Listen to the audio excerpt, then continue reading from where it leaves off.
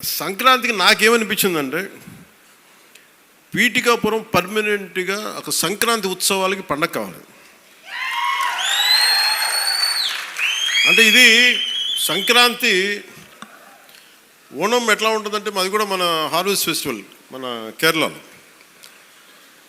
అది భూమిని నమ్మే ప్రతి ఒక్కరి పండగ అది. మరియు కేరళలో చాలా ఒక అనూహ్యంగా ఏంటంటే అన్ని మతాలు జరుపుకుంటారు.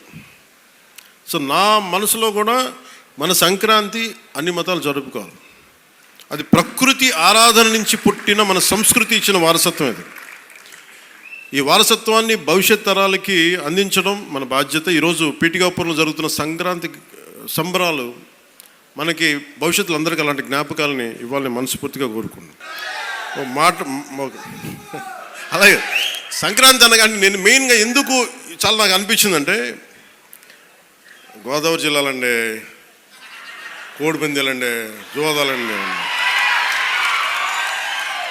సంక్రాంతి తాలూకు అంటే సంక్రాంతి అంటే కోడిపందాలు, జూదాలు, పేకాట.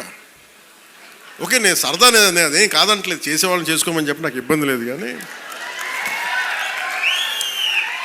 అంటే నేను తెలంగాణ స్నేహితులు కూడా చెప్తా ఉంటాను. హైదరాబాద్ నేనే ఇంట్లో ఉంటే, నేను హైదరాబాద్లో ఉంటే ఇప్పుడు 10 years బ్యాక్ మేము ఎక్కడికి వెళ్తా అంటే మేము భీమవరం వెళ్ళిపోతామండి, లేదంటే మేము తూర్పుగోదావరి వెళ్ళిపోతాం. దేనికి అంటే మేము అక్కడ ఈ కోడి పందాలకి ఎంత డబ్బులు వేస్తారని నాకు తెలియదు కూడా తెలియదు.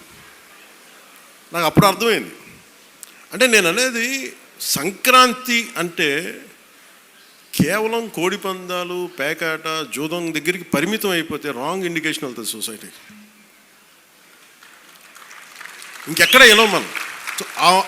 అది మార్పు రావాలి అంటే, ఎందుకంటే మన సంస్కృతిని మనల్ని దేనికైతే అసలు మూలం ఎట్లా ప్రారంభం అది మర్చిపోయాం అనుకోండి, మర్చిపోతే అది దారి తప్పేస్తాం.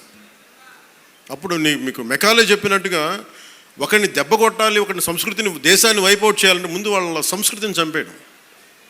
సో ఇది సంస్కృతి మూలాల్ని పరిరక్షించడానికి, మర్చిపోకూడదని చెప్పడానికే ఈ వేడుక ఈ రోజున పీఠిక. ఇది మొత్తం రాష్ట్రంలో ప్రతి నియోజకవర్గంలో ఇది అవ్వాలి.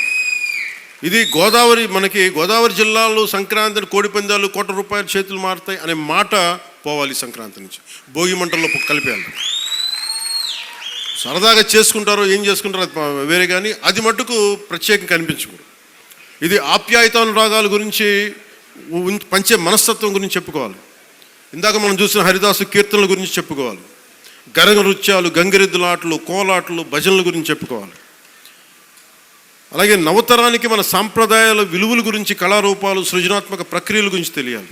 నిన్నటి వరకు న్యూ ఇయర్ అయింది, రేపు సంక్రాంతి వస్తూ ఉంది.